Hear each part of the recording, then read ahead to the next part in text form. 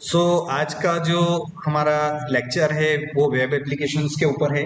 अगर आपको पाइथन के अंदर वेबसाइट्स बनाने को बोल दिया जाए तो प्योर पाइथन के थ्रू आप नहीं बना सकते हैं, आपको किसी न किसी फ्रेमवर्क की सहायता लेनी होगी और उस फ्रेमवर्क की सहायता से आप अपनी वेब एप्लीकेशंस बना सकते हैं। सो हमारा जो फ्रेमवर्क है जो हम यूज़ करने जा रहे हैं उस फ्रेमवर्क को हम बोलते हैं जैंगो। इसमें आप ध्यान रखना, स्पेलिंग जो है डी से स्टार्ट होती है तो इसको डिजैंगो प्रोनाउंस नहीं करना है, डी साइलेंट।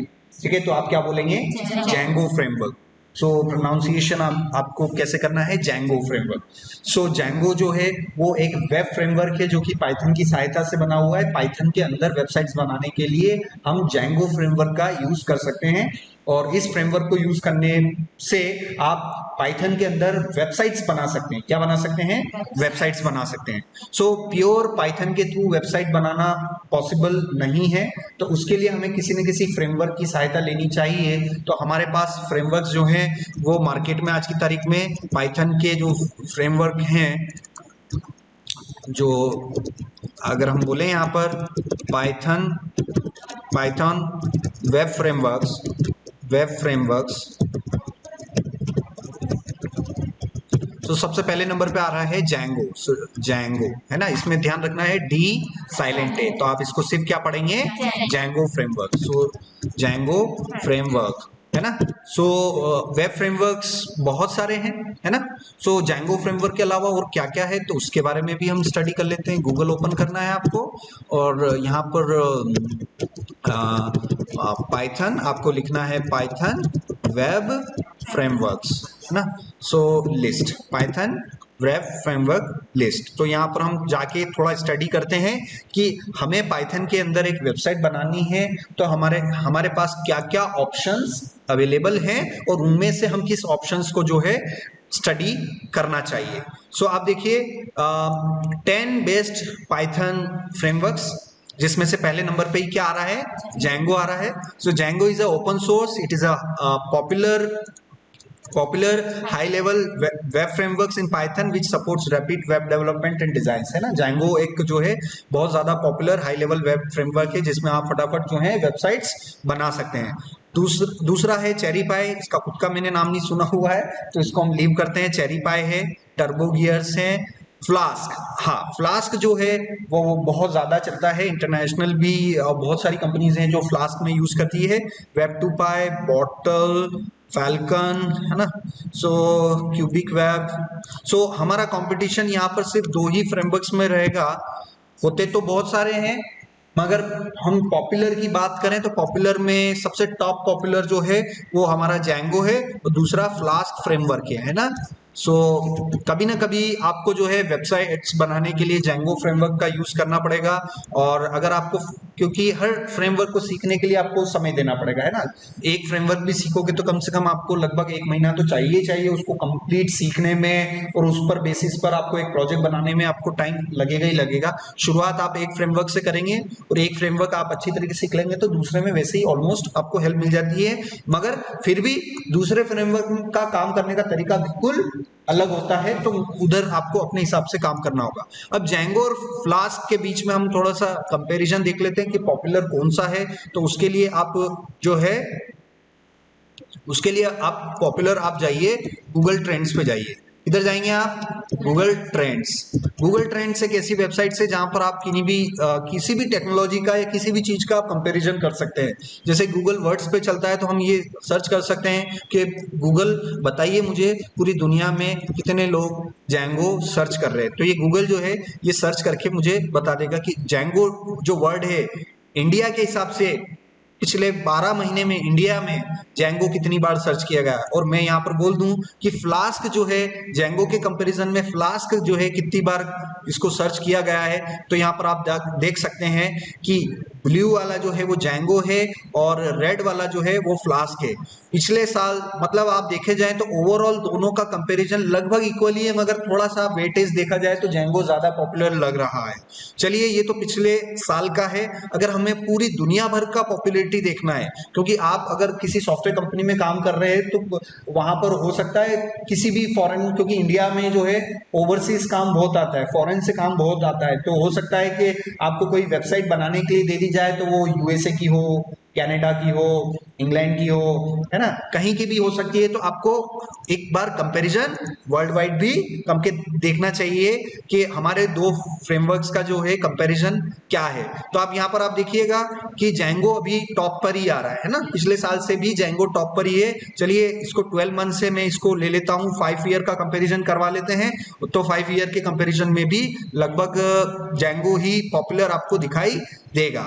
हाँ, कुछ टाइम ऐसा था किसी जमाने में कि लगभग जो है हमारा 2019 में थोड़ा फ्लास्क जो है पॉपुलर हो गया था, किसके कंपैरिजन में, जैंगो के कंपैरिजन में थोड़ा बहुत पॉपुलर हो गया था, मगर फिर मार्केट से नीचे वो डाउन में चला गया। और अभी कंपैरेटिवली दोनों को कंपेयर किया जाए तो भी अभी टॉप पे कौन सा चल रहा है, जैंगो फ्रेमवर्क ही चल रहा है। तो अगर आपको अपनी कंपनी के अंदर अगर कोई वेबसाइट बनाने के लिए दे दी जाए और आपको बोलना है कि आपको क्लाइंट ने बोला है कि ये पाइथन में बनानी है, तो आपको पता लग जाएगा कि आपको जो है क्या यूज करना है, जेंगो यूज करना है। हेलो, हाँ सर, हेलो, हाँ, बस बढ़िया सर, बढ़िया। सो यहाँ पर आप थोड़ा कंपैरिजन देख पा रहे हैं। तो आपको अगर पाइथन के अंदर वेबसाइट बनाने के लिए बोला जाए तो आपके लिए टॉप नंबर पे जैंगो ही फ्रेमवर्क है। तो जैंगो का हम थोड़ा स्टार्ट करते हैं वर्क करना, ठीक है। तो सबसे पहले मैं आपको जो है सो यहाँ पर जो है मैं एक जैंगो की आपको कमांड फाइल्स आपको मैं दे देता हूँ। सो एक इंस्ट्रक्शन फाइल मैं आपको देना चाहूँगा। सो ये इंस्ट्रक्शन फाइल जो है आप इसको ले लीजिएगा। सो जी के अंदर गया मैं, यहाँ पर मैंने पेस्ट कर देना है Django commands. So yes, so yes, ठीक है। सो सबसे पहली कमांड हम देख लेते हैं कि यहाँ से सीएमडी किया है ना। सो सीएमडी विंडो आर है ना, window R CMD. And then यहाँ से हम पता कर सकते हैं पाइथन कहाँ इंस्टॉल्ड है। तो सबसे पहली कमांड तो क्या हो गई आपकी, पाइथन वेयर पाइथन, है ना। So where Python, so where Python, Python कहाँ इंस्टॉल्ड है तो वो पता चल जाएगा कि हाँ पाइथन जो है हमारे पास जो है वो यूजर के अंदर, ऐप डेटा के अंदर, लोकल के अंदर, प्रोग्राम फाइल्स के अंदर यहाँ पर ये इंस्टॉल्ड है। तो वेयर पाइथन कमांड से आप ये पता कर सकते हो। उसके बाद पिप को आपको थोड़ा सा अपग्रेड करना पड़ेगा। तो इस कमांड से पाई डैश एम कमांड से जो है आप अपडेट कर सकते हो। अब पाई डैश डैश हेल्प अगर मैं करूँ तो डैश एम का मतलब आप समझ जाएंगे। सो आप देखिएगा पाई डैश एम मैंने किया, एम का मतलब होता है मोड, है ना। So run library as a script. So यहाँ पर पता चल गया है कि पाइथन में मुझे ये जो भी मैं रन कर रहा हूँ ये एज अ स्क्रिप्ट रन करनी है। सो यहाँ पर हमने लिखा इसको देख के, है ना। सो इसको मैंने देख के लिखा, कंट्रोल एल मैंने क्रिएट किया, CLS मैंने किया, py dash M pip install dash dash upgrade, upgrade pip, है ना। So pip dash M install upgrade dash M, ये मैंने यहाँ पर किया। एंड देन इसको मैं इंस्टॉल कर रहा हूँ। आप देखिए मेरे केस में क्या लिखा हुआ आ रहा है, रिक्वायरमेंट ऑलरेडी सेटिस्फाइड। इसका मतलब जो है पिप को मैंने ऑलरेडी अपग्रेड कर चुका हूँ। सो यहाँ पर अगला मैं अगर पिप का वर्जन चेक करूँ तो या इस कमांड से मैं चेक कर सकता हूँ। सो पाई डैश एम, सो पाई डैश एम देन पिप डैश डैश वर्जन। सो यहाँ से मैं पिप का वर्जन भी चेक कर सकता हूँ कि मेरे मशीन में पिप का कौन सा वर्जन इंस्टॉल्ड है, 21.3.1 वर्जन इंस्टॉल्ड है। And you know very well what is a pip. Pip is nothing but a package manager for Python. So pip क्या है, वो पाइथन का एक पैकेज मैनेजर है। सो अगर आप पाइथन जो है यूज कर रहे हैं और पाइथन का आप लेटेस्ट वर्जन यूज कर रहे हैं तो अलग से पिप डाउनलोड करने की जरूरत नहीं पड़ेगी आपको। सो यहाँ पर मेरे केस में अगर मैं आपको बता दूं, सो पाइथन डैश डैश यहाँ पर मैं वर्जन करूं तो आप देखिएगा मेरे केस में पाइथन क्या आ रहा है, 3.10.1 आ रहा है। और अभी मैं python.org पर अगर आपको जाके बताऊं तो लगभग जो है मेरा लेटेस्ट वर्जन ही है। सो यहाँ पर देखिए 3.10.1 और मेरी मशीन में जो इंस्टॉल्ड है वो भी 3.10.1 है। तो लेटेस्ट वर्जन के साथ में पिप ऑलरेडी इंस्टॉल्ड होता है, अलग से डाउनलोड करने की जरूरत नहीं है। अगर आप आउटडेटेड वर्जन पे हैं तो आपको पिप को इंस्टॉल करना पड़ता है, आपको अच्छी तरीके से पता है। उसके बाद पाइथन की जो लाइब्रेरी है वो हमारी जो है जैंगो एक फ्रेमवर्क है बेसिकली। अब फ्रेमवर्क है तो अब फ्रेमवर्क भी एक प्रकार से हमारे लिए मॉड्यूल ही होगा, थर्ड पार्टी मॉड्यूल हुआ, और हर थर्ड पार्टी मॉड्यूल्स को हम कहाँ से डाउनलोड करना पड़ता है, pypy.org, आपको अच्छी तरीके से पता है। सो यहाँ पर हम जिसकी बात कर रहे हैं, किसकी, Django फ्रेमवर्क की बात कर रहे हैं। तो Django framework is also a module for us, and every module is downloaded from where, pypy.org. So let's figure out whether this particular module is available on pypy.org or not. So let's open the pypy.org, and you will type here what, Django. So I'm going to type here as a Django. You can see the current version of the Django, you can see here 401. So click on this panel, and this will be the command to install the Django. Pip install Django, and this will install the Django version 401. Okay, so these are some documentation how to install the Django application on your server. So the next command, Django is based on MVT.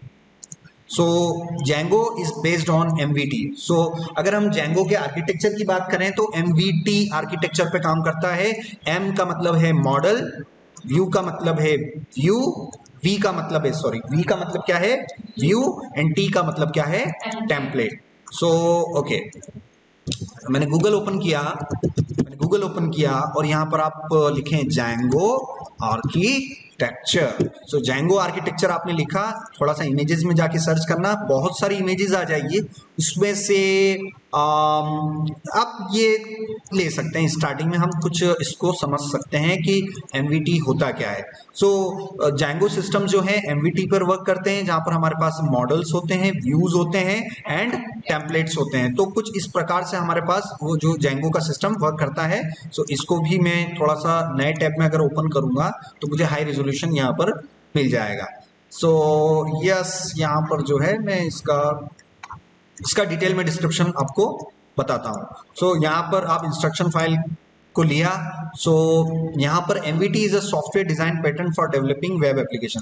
सो ये software बनाने की एक pattern है। जैसे आपने MVT नाम सुना है तो कई बार आपने क्या सुना होगा, MVC भी सुना होगा, model view and controller. So model view and controller. So बहुत सारे सॉफ्टवेयर जो हैं एक टेक्निक यूज करते हैं जिसे हम MVC बोलते हैं। तो उसी तरीके से हमारा जो Django फ्रेमवर्क है वो MVC यूज नहीं करता है, वो MVT पैटर्न यूज करता है। मतलब सॉफ्टवेयर बनाने का एक टेक्निक है, एप्लीकेशन बनाने का एक टेक्निक, एक प्रिंसिपल है जो MVT टेक्निक को यूज करता है। तो हमें ये बात ध्यान रखनी है। There are two types of environment variable available in Python. तो सबसे पहला जो है हमारे पास ग्लोबल इन्वायरमेंट होता है, दैट कम्स विद पाइथन। तो जब भी आप पाइथन के अंदर कोई भी पैकेजेस इंस्टॉल करते हो तो पिप की सहायता से आप इंस्टॉल करते हो, और वो बाय डिफॉल्ट किस एनवायरनमेंट में जाके इंस्टॉल होती है, ग्लोबल एनवायरनमेंट पे इंस्टॉल होती है। मगर कई बार क्या होता है कि आपकी ऐसी रिक्वायरमेंट होती है कि पर्टिकुलर जो भी आप इंस्टॉल कर रहे हो उसको अगर आपको आइसोलेट करना हो और आपको ये न करना हो कि ये मेरे ग्लोबल एनवायरनमेंट को अफेक्ट करते हैं, तो उस केसेस में आपको क्या करना पड़ता है, आपको एक वर्चुअल एनवायरनमेंट क्रिएट करना पड़ता है। So there are two kinds of environment available in Python. The first one is global environment and the second one is local environment. You can say as virtual environment. So to check what packages are installed on global environment, so how you can check what packages or what modules are installed on global environment. So what will be the command for that? The command is pip freeze. So with the help of pip freeze you can check. So open the git bash terminal and let me hide all the desktop icons from my screen. And what is the command to list down all installed packages? That is pip freeze. So pip freeze is the command to check what are the different modules has been installed in your machine, what are the different modules available in your global environment. Okay, so you can see here lots of environment variables, lots of packages, lots of modules already installed, because I have created lots of projects, so that's why you can see lots of modules I have already installed inside my global environment. So so now it's time to install the virtual environment. So अब हमें जो है एक virtual environment create करना होगा, क्योंकि जो Django का प्रोजेक्ट है मैं चाहता हूं उसको आइसोलेट रखूं और मेरे प्रोजेक्ट में जिन जिन डिपेंडेंसियों की जरूरत है वो सारी चीजें क्या हो जाए, आइसोलेट हो जाएं। तो मुझे क्या है, क्योंकि अगर वो ग्लोबल एरिया में मैं इंस्टॉल कर दूंगा और मेरा पैकेज, मेरा जो Django का प्रोजेक्ट इतनी सारी लाइब्रेरीज पे डिपेंड नहीं है, तो आप कंफ्यूज हो जाओगे कि मेरा जो Django का प्रोजेक्ट है इनमें से किस लाइब्रेरी पे डिपेंड है और किस लाइब्रेरी पे डिपेंड नहीं है। इसलिए मुझे अपने Django के प्रोजेक्ट को क्या करना पड़ेगा, आइसोलेट करना पड़ेगा, और आइसोलेट करने के लिए मुझे वर्चुअल इन्वायरमेंट क्रिएट करने की जरूरत पड़ेगी। सो सबसे पहला आपका काम है install the virtual environment. With this help of command you can install the virtual env। okay, so virtual env is a module which can be installed with the pip command. If it is a module it will be downloaded from pypy.org। अगर ये module है तो ये pypy.org से हमें install करना पड़ेगा। So let's figure out whether this particular module is available और not. So yes, virtual env 20, yes, pip install virtual env 2013-0। और मैंने यहां पर अभी क्या बताया था, pip, so pip dash dash version। so let me check what is the version of my pip 21.3.1 और यहां पर है 20.3.1, तो हो सकता है कोई दूसरा अवेलेबल हो। सो ये 2 जनवरी को हुआ है, और यस अगर कोई दूसरा होगा तो उसके लिए पिप की कमांड अलग होगी। देखो यहाँ पर वर्चुअल env 2 आ रहा है। सो कोई दिक्कत नहीं, यहाँ से हम ये वाला ही ले लेते हैं, इसको कॉपी किया, और आप चाहें तो ये वाली कमांड यूज करें ना, आप चाहें तो पिप इंस्टॉल वर्चुअल env यूज करें, आप चाहें तो ये वाली कमांड भी यूज कर सकते हैं। सो मैं ऊपर वाली कमांड यूज कर रहा हूँ। ओके, मैं अपने गिट बैश टर्मिनल पे जाऊंगा, कंट्रोल एल प्रेस करूंगा, और सबसे पहला काम है वर्चुअल इन्वायरमेंट्स को इंस्टॉल करना। ये पूरा पूरा वन टाइम प्रोसेस है। एक बार आपने कमांड ये हिट कर दी तो वापस से आप वर्चुअल इन्वायरमेंट बार बार आप इंस्टॉल अपने सिस्टम में नहीं करेंगे। और वर्चुअल इन्वायरमेंट को इंस्टॉल करने के लिए ग्लोबल इन्वायरमेंट में इंस्टॉल करना पड़ेगा, ठीक है ना। आपको एक आइसोलेटेड इन्वायरमेंट चाहिए, तो वो आइसोलेटेड इन्वायरमेंट आपको ये मॉड्यूल दे रहा है। अब ये मॉड्यूल भी कहां से आएगा, pypy.org से आएगा। इस मॉड्यूल को भी आपको कहां इंस्टॉल करना पड़ेगा, ग्लोबल इन्वायरमेंट में करना पड़ेगा, तभी तो आपको वर्चुअल इन्वायरमेंट देगा वो।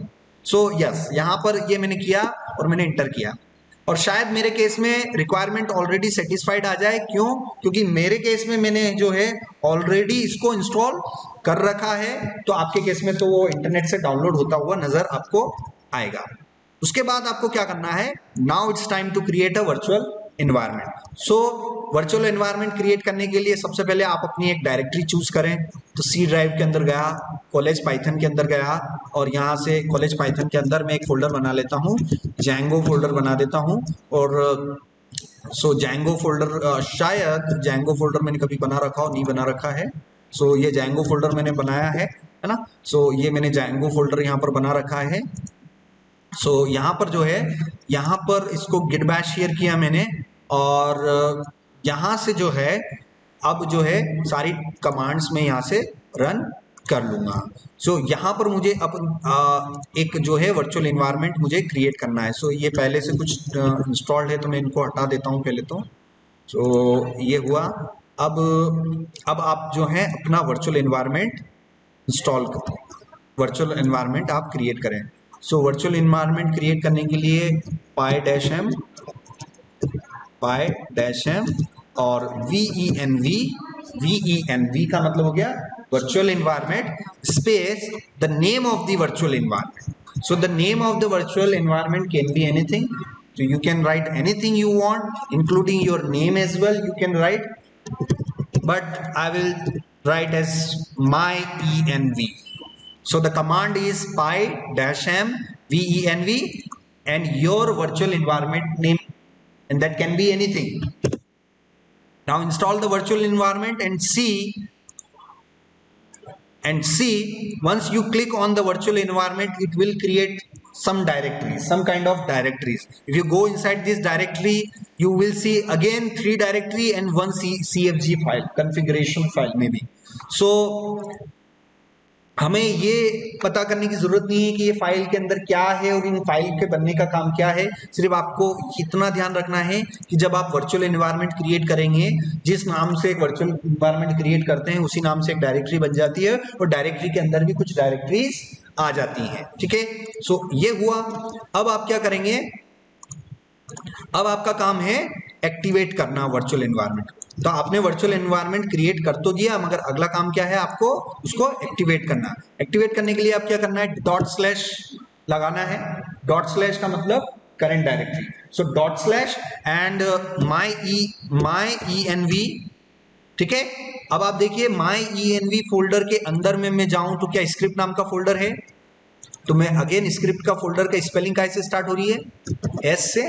एस प्रेस किया और टैब प्रेस किया, क्या हुआ, ऑटो कंप्लीशन हुआ। अगेन आप स्क्रिप्ट में जाइए और स्क्रिप्ट में देखिए क्या एक्टिवेट डॉट बैट करके फाइल है, बैच फाइल है। तो इसमें मैंने एक्टिवेट किया, ठीक है, और यहां से एक्टिवेट एक्टिवेट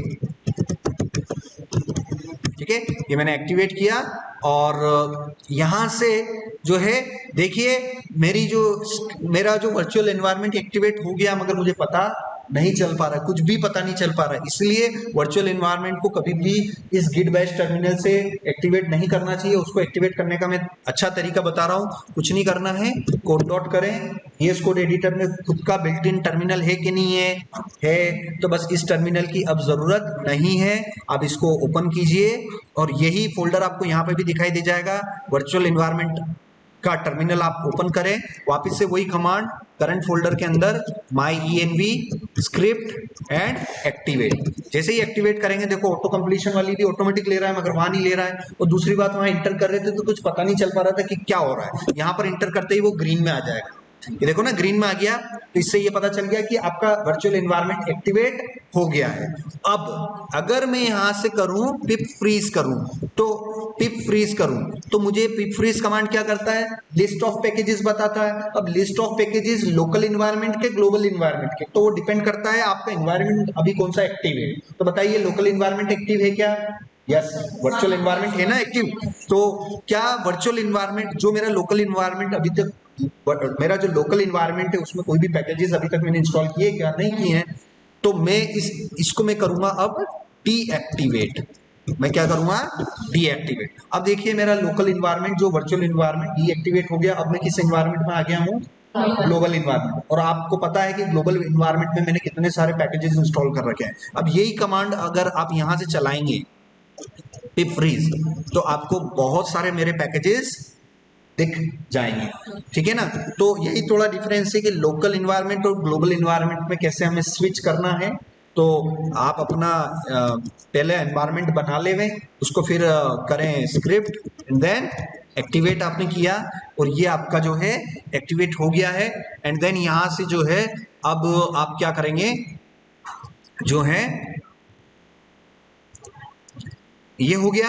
अब यहां पर हम आगे बढ़ते हैं और यहां से हम देखते हैं, है ना, ये सारा डीएक्टिवेट करके बता दिया है। अब है जैंगो सिस्टम को इंस्टॉल करना। सो सबसे पहले हम यहाँ पर जाते हैं और pypy.org पे मैं क्या सर्च करूं, जैंगो सर्च करूं। और जैंगो में आप देखिएगा करंट वर्जन ही पिप इंस्टॉल, अगर जैंगो लिखोगे तो कौन सा वर्जन इंस्टॉल करेगा, 401 है ना, सो 401। सो यहाँ पर मैं इंस्टॉल करूं पिप install and Django. So pip install Django किया और इंटर करें। और पिप इंस्टॉल जैंगो करते ही देखिए इंटरनेट से डाउनलोड हो रही है कुछ चीजें, है ना, ये डाउनलोड हुई और डाउनलोड हो गई है। सो मैंने इंस्टॉल तो जैंगो किया, मगर जैंगो के साथ में कुछ डिपेंडेंसी मॉड्यूल्स भी साथ साथ में आ जाएंगी, जिसे टीजेड डेटा, है ना, टीजेड का मतलब हो गया time zone data, SQL parse, ASF GIRF Django. So ये कुछ चीजें इंस्टॉल हो गई है। चलिए मुझे वापस से देखना है कि अभी तक मैंने कौन कौन से पैकेजेस इंस्टॉल किए हैं, तो फिर मैं क्या करूंगा, पिप फ्रीज करना है। पिप फ्रीज किया, देखिए जैंगो का कौन सा वर्जन मैंने इंस्टॉल किया, Django 401, ASGIREF 341, SQL parse 042 and TZ time zone data 2021.5। सो इतने पैकेजेस मैंने इंस्टॉल कर दिए हैं। चलिए आगे देखते हैं कि हम जैंगो प्रोजेक्ट को अब और कैसे क्या क्रिएट कर सकते हैं। Now it's time to create the Django project. चलिए Django आपने इंस्टॉल कर दिया है मगर प्रोजेक्ट अभी तक क्रिएट नहीं किया है, तो इसके अंदर सारा ही काम किससे होता है, कमांड लाइन के थ्रू होता है। Django के अंदर आपको प्रोजेक्ट बनाना है, प्रोजेक्ट के अंदर कुछ भी आपको टेबल्स बनानी है, कुछ भी करना है Django से रिलेटेड, तो आपको सारा चीजें कैसे होगा, कमांड्स के थ्रू होगा। कुछ कमांड्स होती हैं टर्मिनल कमांड्स, उसके थ्रू होगा। तो चलिए मुझे एक प्रोजेक्ट बनाना है तो उसके लिए भी मुझे क्या लिखनी पड़ेगी, कमांड लिखनी पड़ेगी। सो Django का एक फ्रेश प्रोजेक्ट बनाने के लिए आपको Django एडमिन स्टार्ट प्रोजेक्ट, ठीक है ना। सो यहाँ पर मैं जाता हूँ और यहाँ पर है Django dash admin start project, Django admin start project, और उसके बाद आपको क्या लिखना है, the name of the project. Okay, so the name of the project can be anything, so I will write as my project space where you want to install, where you want to install. If you write dot, it means that current directory. So dot is nothing but current directory. मतलब जहां पर आप काम कर रहे हैं वहीं पर इंस्टॉल करना है, तो I will write as dot. So Django admin start project, the project name space dot current directory. So what this command will do, this command will install the Django project in your current directory. Now you can see that as soon as I press enter, this will create manage.py. It has created a manage.py file along with my project folder. If you expand this folder, you will find some of the Python file. I will surely tell you what are the roles of this particular file. But once you create a Django project, this will create one file and one directory. The one file is manage.py and the second is a directory which is nothing but your project directory. So this way we have created a Django project, and now it's time to launch our Django project. Okay, so how we can launch our Django projects? So there is a command to launch the Django project is python manage.py and run server. This is the command to launch the Django project. So python manage.py and run server. When you click, okay, so when you press enter, this will show some of the errors in red color. So these are not errors, this represent that some of the 18 unapplied migration files. So I will definitely let you know what are the migration files are. So you can say that our server is running on port 8000. So by default Django application runs on port 8000. So आपका जो Django का project है वो किस port पे चल रहा है, वो 8000 पोर्ट पे चल रहा है। बस अब इसको लॉन्च करने की देरी है, ऑटोमेटिक लॉन्च नहीं होता है, हमें मैनुअल करना पड़ता है। तो पोर्ट क्या है 127.0.0.1:8000, और जैसे ही आप इंटर करोगे तो आपका Django का प्रोजेक्ट इंस्टॉल हो गया है। तो सक्सेसफुली आपका ये पेज दिखाई दे रहा है, इसका मतलब Django का प्रोजेक्ट आपने इंस्टॉल कर दिया है। और किसी भी वेबसाइट के जो होते हैं दो पार्ट होते हैं। अगर आप वेबसाइट बना रहे हो तो आपके बेसिकली दो पार्ट होंगे, एक तो क्या होगा आपका फ्रंट एंड होगा और दूसरा क्या होगा आपका बैक एंड होगा। तो जो आपको दिखाई दे रहा है वो आपका Django का कौन सा पार्ट आपने देख पा रहे हैं, फ्रंट एंड देख पा रहे हैं। इसका बैक एंड पार्ट देखने के लिए आपको यहाँ पर कुछ और आगे और भी करना पड़ेगा। तो उसके लिए आप देखिएगा कि जो है जैसे ही आप Django का प्रोजेक्ट लॉन्च करते हैं तो db.sqlite3 नाम का एक डेटाबेस बन गया है। Django प्रोजेक्ट में बाय डिफॉल्ट कौन सा डेटाबेस होता है, SQLite3। SQLite या SQLite3 भी बोल सकते हो, SQLite है। तो Django एप्लीकेशंस में डिफॉल्ट डेटाबेस कौन सा होता है, SQLite होता है। और आप सभी SQLite पे काम कर चुके हो, आपको अच्छी तरीके से पता है। अगर आप SQLite पे काम कर चुके हैं तो आपको ये भी पता है कि हमारे पास एक SQLite मैनेजर होता है, डाटाबेस मैनेजर होता है, जिसमें हम डेटाबेस को खोल के उसके अंदर कितनी टेबलें पड़ी हुई हैं, क्या है क्या नहीं है, सब कुछ हम देख सकते हैं। सो यहाँ से मैं कहाँ गया वो, सो यहाँ से मैं SQLite यहाँ से ओपन करता हूँ, SQLite स्टूडियो। सो ओके, सो गूगल पे जाना है और गूगल पे जाना है और सिकोलाइट स्टूडियो लिखना, सिकोलाइट स्टूडियो। सिकोलाइट स्टूडियो आपने लिखा और शायद मेरा रिमूव हो गया है, तो मैं वापस से क्या कर लेता हूँ, इंस्टॉल कर लेता हूँ। डाउनलोड बटन पे क्लिक करें और ये डाउनलोड हो रहा है, ये डाउनलोड हो गया है, ठीक है।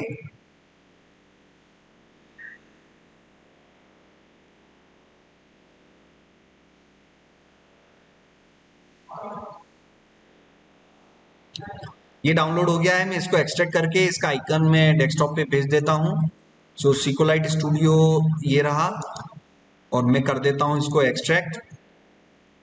सिकोलाइट स्टूडियो ये आ गया है और इस सिकोलाइट स्टूडियो के अंदर जो है सिकोलाइट स्टूडियो का एक EXE है, इस EXE को आप कहाँ भेज देवे, सेंड टू डेस्कटॉप। ये सेंड टू डेस्कटॉप करोगे तो इसको बेनिफिट क्या होगा, आपको ये मिल जाएगा। डबल क्लिक करें, इसको डबल क्लिक करें और ऑलरेडी कोई डेटाबेस अगर ओपन है तो उसको क्या कर देवे, यहाँ से लिस्ट से हटा देवे और आप अपना डेटाबेस ओपन करें। तो आपका अपना डेटाबेस कहाँ पड़ा हुआ है, मेरा डेटाबेस डी के अंदर, कॉलेज पाइथन के अंदर, जेंगो के अंदर और माय प्रोजेक्ट के अंदर मैंने जो है अपना जेंगो का प्रोजेक्ट क्रिएट कर रखा है। ये सिकोलाइट मैंने ओपन करना है और यहाँ से आप देख पाएंगे कि अभी तक हमारे पास एक भी टेबल अवेलेबल नहीं है, एक भी टेबल अवेलेबल नहीं है, डेटाबेस तो बन गया है।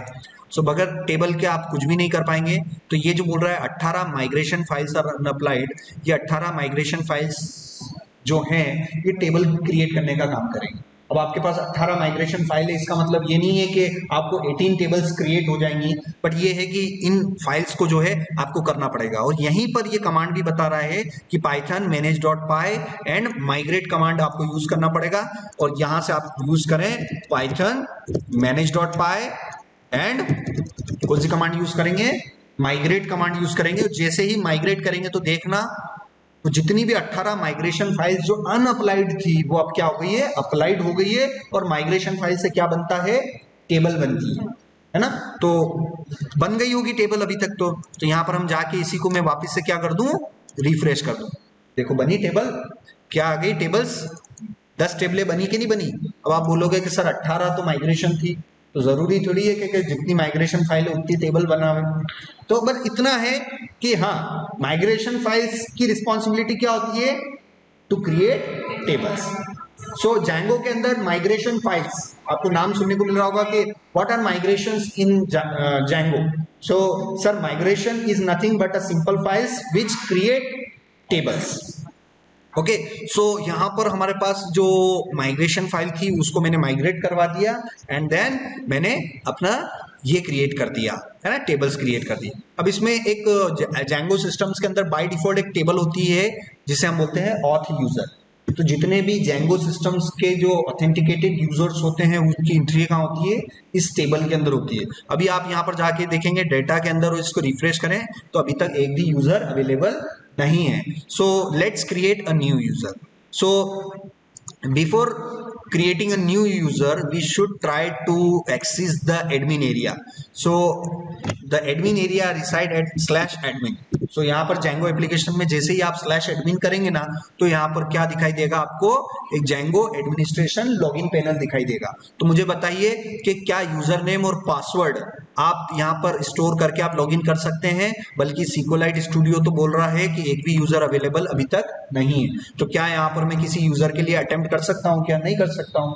मुझे सबसे पहला काम क्या करना है, यूजर क्रिएट करना है। और यूजर भी कौन सा वाला, एडमिन यूजर, मतलब जो पूरी एप्लीकेशन का जो बॉस है, मतलब जो मेन यूजर है उसको भी मुझे क्या करना पड़ेगा, क्रिएट करना पड़ेगा।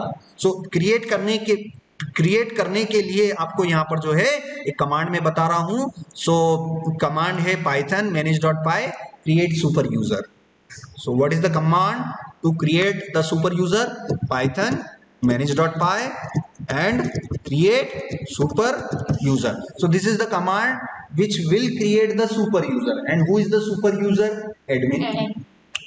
So what is the command in Django which can create the admin user? So Python manage.py create super user. So this is the command by which we can create the admin user. Now you have to type your username. Let's say my username is oklabs, my email address is oklabs@gmail.com and my password is again oklabs, my confirm password is oklabs. So I will press yes. in order to create super user. Now you can see the super user created successfully. Now go over here and press on this button. You will see a particular user with a role of admin has been created.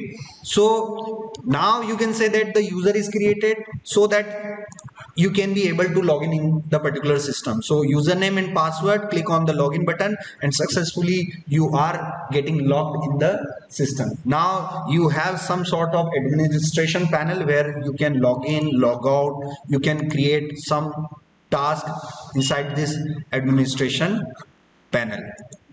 So slash admin, so IP:/port/admin is the area which is called as a backend area for the Django administration panel. You can get only access to this panel once you create the super user. If you created the super user, you will be able to log in into the systems. Okay, so